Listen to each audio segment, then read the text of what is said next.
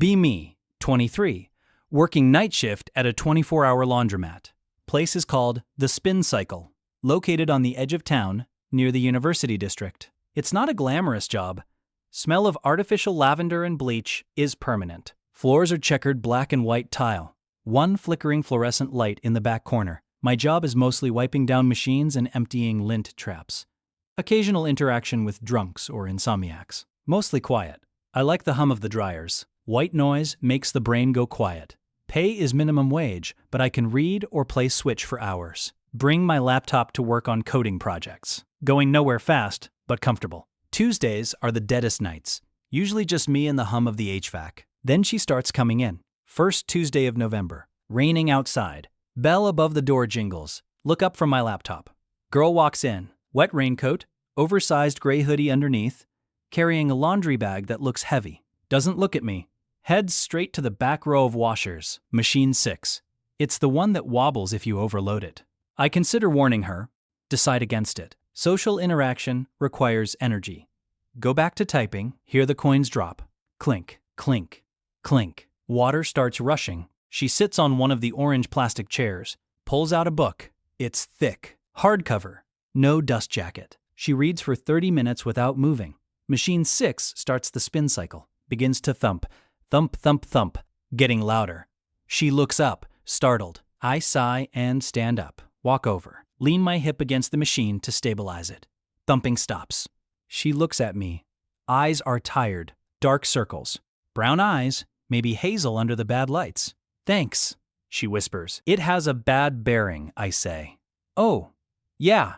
I stand there for 10 minutes holding the machine. She goes back to reading. Cycle finishes. I walk back to my desk. She moves clothes to the dryer. Reads for another hour. Folds everything neatly. Leaves. See you later, mystery girl. Next Tuesday. She's back. Same time. 11:15 p.m. Same gray hoodie. Different book. Goes to machine 6 again. Stops. Looks at me. I point to machine 4. Better bearings, I say. She nods. Uses machine 4. Sits in the same orange chair. Reads. I'm working on a Python script. Stuck on a bug. Typing loudly. Stop to drink lukewarm coffee. Look over. She's looking at the vending machine. Staring at it like it's a complex puzzle. Walks over. Digs in pockets. Puts $1 in. Presses D4. Bag of pretzels hangs on the coil. Doesn't drop. She stares at it. Shoulders slump. Defeated. It's just pretzels, but she looks like she might cry. I get up. Walk over. Key in the maintenance code on the keypad. Coil spins a full rotation. Pretzels fall. I reach in and grab them. Hand them to her. Hand brushes hers. Cold fingers. Machine is temperamental, I say. Like the washer, she says. Voice is raspy. Maybe she hasn't spoken all day. Yeah, everything here is old. Thanks, she says. Takes the pretzels, goes back to her chair, opens the bag, eats one at a time. Very precise. I go back to my desk. Fix my code bug 10 minutes later. Feel weirdly accomplished. She leaves at 1 a.m. Routine established. Becomes the Tuesday night girl. 2 months pass. It's January. Snow on the ground. Heating in the laundromat is struggling. I'm wearing a beanie indoors. She comes in. Scarf wrapped around her face 3 times. Nose is red. Starts her load in machine 4. Sits down. Shivering slightly. I have a space heater behind the counter. I debate moving it. Rules say it stays behind the counter. Screw the rules. Unplug it. Walk over with the heater and an extension cord. Place it near her feet. Plug it in. Coils glow orange. She looks up. Surprised. I'm okay, she says. You're shaking the chair, I say. She looks down. She is shaking. Oh. Just keep it away from the clothes. Okay. I'm Anon, by the way. First time I've said my name. Maya, she says. Nice to meet you, Maya. You too. Return to desk. Watch her from peripheral vision. She extends her hands toward the heater. Closes her eyes. Looks peaceful. I feel warm. Probably just the heater. Week later. Bring a thermos of tea. Earl Grey. Bring 2 cups. Just in case. She comes in. Looks exhausted. Hair is messy. Ink stains on her fingers. Studying? I ask. She nods. Architecture finals. Rough, brutal. She starts the wash. Sits down, rubs her temples. I pour tea into the second cup. Walk over, set it on the table next to her. Caffeine, I say. I don't have cash, she says. It's free. I made too much. Lie. I made exactly enough for two. She looks at the cup. Steam rising. Thank you, Anon. She takes a sip. Sighs. Good? Perfect. We sit in silence. Me at the desk, her in the chair. Snow falling outside the glass front. Quiet intimacy of shared space. She finishes her laundry, brings the cup back to the counter. I washed it in the bathroom sink, she says. You didn't have to do that. I wanted to. She smiles. Small smile. Barely there. Hits me in the chest like a sledgehammer. Ignore it. See you next week. I say. See you. February. She starts coming on Thursdays too. More laundry? I ask. Just needed out of the apartment, she says. Roommates? Loud. It's quiet here. I know. She doesn't even bring laundry this time. Just her books. And a sketchbook. Sits in the back. I'm working on a freelance website gig. Boring CSS work. I put on a lo-fi playlist. Low volume. She looks up. Is that new Jabes? Yeah, nice. She goes back to drawing. I turn it up slightly. Around 3 a.m. I get hungry. Go to the vending machine. Get a honey bun. Get a second one. Walk over to her table. Slide the package across the laminate. She looks at it. Sugar crash waiting to happen, she says. Live dangerously, I reply. She opens it, breaks off a piece. What are you drawing? She turns the book. It's a sketch of the laundromat. Detailed, the perspective is warped, fisheye style. Shows the rows of machines. Shows the counter. Shows me, hunched over my laptop, beanie pulled down. Glow of the screen on my face. Is that me? You're part of the architecture now, she says. I look gloomy. You look focused. Can I keep it? No, it's for my portfolio. Fair enough. She tears the page out carefully. Hands it to me. Just kidding. You can have it. I take the paper. Heavy stock. Charcoal smudge on the corner. Thanks, Maya. Put it on the corkboard behind the desk, right next to the emergency numbers and the pizza menu. It stays there. March. Routine shifts. She brings a laptop now too. We sit closer. Not at the same table, but I moved my chair from behind the counter, sit at the folding table near machine 4. Better Wi-Fi signal here. I lied. Sure, she said, knowing smile. We work in parallel. Occasionally, show each other things. Look at this render, she says. Shows me a 3D model of a library. Cool. Look at this loop, I say. Show her a block of code. Gibberish, she says. It sorts data. Still gibberish. We laugh. Quiet laughter. Doesn't disturb the hum of the dryers. One night, a drunk guy wanders in. Starts yelling at a vending machine. Kicking it. Maya freezes. Eyes wide. I stand up. Walk over to the guy. Heart hammering. I'm not a fighter. Hey man, I say. Guy spins around. Machine ate my quarter. It does that. Here. I pull $1 from my pocket. Hand it to him. Go to the 7-Eleven down the street. It works better. Guy looks at the dollar. Looks at me. Grunts. Stumbles out. Lock the door behind him. Usually keep it unlocked. Not tonight. Turn back to Maya. She's gripping her pencil so hard her knuckles are white. You okay? Yeah, he's gone. You handled that well. I was terrified. Couldn't tell. She relaxes. Shoulders drop. Thanks, Anon. Part of the service. Sit back down. She moves her chair, closer to mine, just a few inches. But I notice, April, spring rain, heavy thunderstorms, power flickers, dies, pitch black, emergency lights kick on, eerie green glow. Machines stop spinning. Silence is heavy. Rain hammering the roof. Sounds loud now. Whoa, she says. Voice in the dark. Generator should kick in for the lights. I say, it doesn't. Or not. I turn on my phone flashlight. Beam cuts through the dust. Find her face. She's looking at me. Scared? I ask. A little. Come here. I move to the floor. Sit against the counter. She comes over. Sits next to me. Shoulders touching. We watch the rain against the glass, lit by lightning flashes. I used to hate storms, she says. Why? Loud, unpredictable. And now? It's okay when I'm not alone. Heart does a flip. Don't say anything stupid. Yeah, tell me something real, Anon. What do you mean? Not small talk. Something real.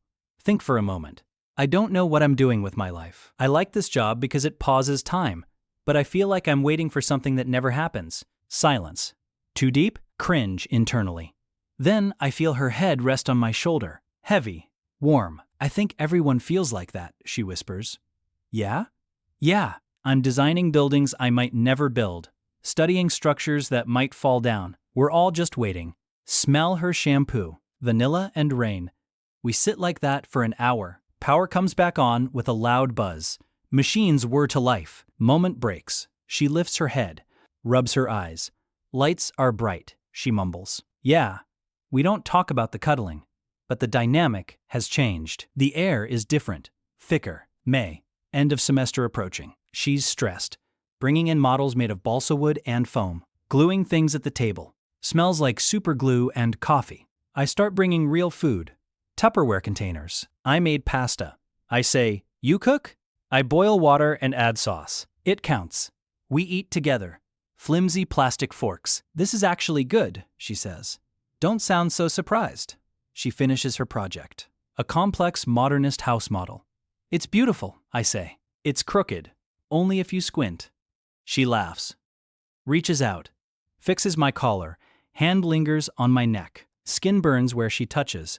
You need a haircut, she says. Probably. I could do it. You cut hair? I cut balsa wood.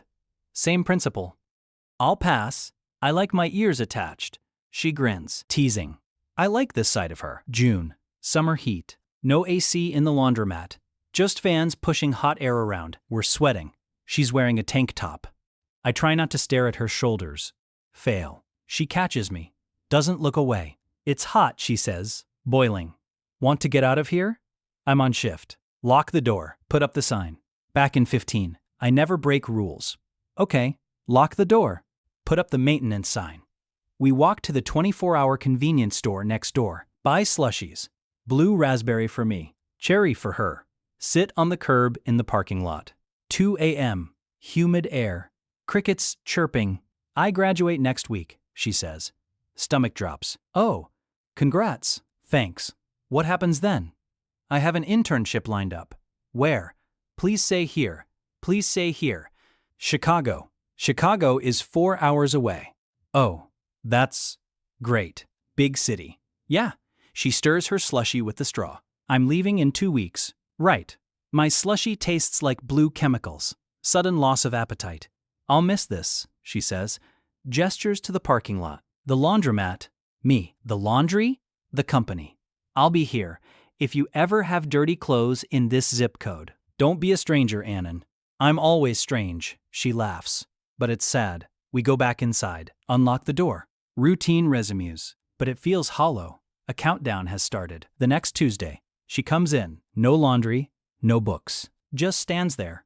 Last wash? I ask. Packed everything already. So this is goodbye? I'm behind the counter. Safe barrier. She walks around the counter. Not allowed. I don't care. Stands in front of me. She's short. Has to look up. I wrote my number down, she says. Hands me a slip of paper. Okay. Use it. I will. Promise? Promise. She hesitates. Leans in. Kisses me on the cheek. Quick. Soft. Pulls back. Bye, Anon. Turns and walks out. Bell jingles. Door closes. I stand there touching my cheek. Listen to the hum of the dryers. Suddenly, the sound is lonely. Just noise. Text her 10 minutes later. Be me. Machine 6 misses you. 3 dots appear. Maya, tell Machine 6 to behave. I miss the technician more. Smile at phone. Maybe it's not over. 2 weeks pass. Texting every day. Memes. Photos of her new apartment. Photos of my code. Late night you awake texts. But the laundromat is empty. Tuesdays suck. Thursdays suck worse. I'm miserable. Realize I'm not just waiting anymore. I'm stalling. July. I quit. Give my 2 weeks notice. Manager is shocked, but you love the night shift. I need daylight, I say. Pack my laptop. Take the sketch of me from the corkboard.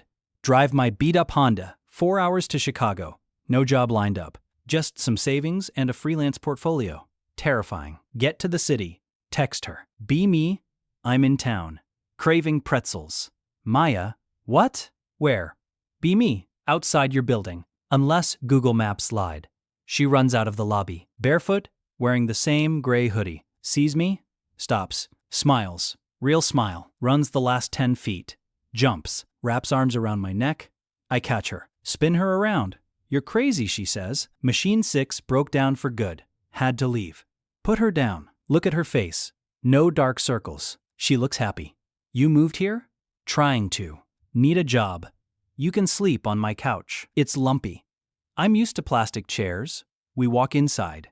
Hand in hand. Feels different than the laundromat. No hum of machines. Just city noise. And her voice. I found a 24-hour diner nearby, she says. Does it have bad coffee? The worst. Perfect. We go upstairs. Her apartment is full of balsa wood models. Sketches on the walls. One framed sketch on the desk. It's the one of me. You kept a copy? Original, she says. I gave you the copy. Sneaky. So what are we? I ask. We're a work in progress, she says. Kisses me. Not on the cheek this time. Real kiss. Tastes like cherry chapstick. I can work with that, I say. Good. Be me, 25 now, living in Chicago, working as a junior dev. Live with Maya. We have a washing machine in the unit. Never use it. Every Tuesday night, we go to the laundromat down the block, sit in the plastic chairs, read books, eat vending machine pretzels. People think we're weird, having a washer at home and paying for laundry. Don't care. It's our ritual. The hum is different here, but the feeling is the same. Look over at her. She's reading. Feet on my lap. She catches me looking. Smiles. Stop staring. Can't help it. Fix the dryer, tech boy. It's wobbling. I get up, lean my hip against the machine. Thumping stops. She goes back to reading. I stay there, holding the machine, holding on to this life. Best bad bearing ever. Best dollar the machine ever ate. Routine is good. Love is better. Even in fluorescent light.